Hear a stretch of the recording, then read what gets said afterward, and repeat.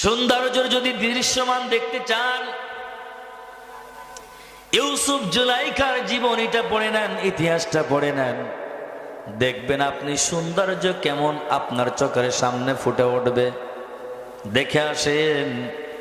এবার আসেন আল্লাহর বান্দা, এই যে প্রত্যেকটা মানুষের ভেতরে গুণাবলী, আমরা চূড়ান্ত পর্যায়ে ভুলের মাঝে আছি। আমরা যে নবীর উম্মত, যে পয়গম্বরের উম্মত, আমার প্রিয় নবী, তার গুণাবলী একটা একটা করে গবেষণা করে দেখবেন।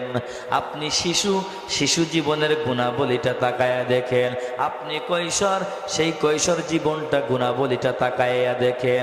এবার আসেন আপনি যুবক বয়সে নবীর গুণাবলীটা তাকায়া দেখেন। আপনি বৃদ্ধ হয়ে গেলেন, আপনি বৃদ্ধ 63 বছর জিন্দেগি, 65 বছর জিন্দেগির ইতিহাসটা পড়ে দেখেন। দেখবেন একটা একটা করে যদি আপনি গবেষণা করেন, আপনার ব্যক্তিগত জীবন, পারিবারিক জীবন, রাষ্ট্রীয় জীবন, সব জীবন সুন্দর হয়ে যাবে, ঠিক কিনা? কিন্তু আমরা একটাও গ্রহণ করতে পারি নাই। জবান থেকে শুধু বলি আমি আমার প্রিয় নবী সাল্লাল্লাহু আলাইহি ওয়াসাল্লামকে ভালোবাসি, আমি আমার আল্লাহকে ভালোবাসি। সব মিথ্যা দাবিদার, সব মিথ্যা দাবিদার। আয়াত বললাম, হাদিস বললাম, এর উপরে প্র্যাকটিক্যাল আমল করতে না পারলে, মুফাসসিরিনে কিরাম ব্যাখ্যা করেছে।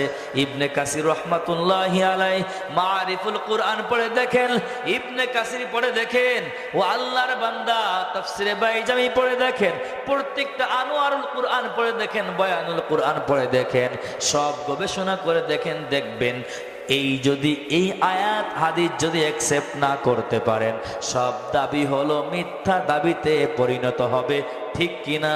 চিল্লায়া বলে।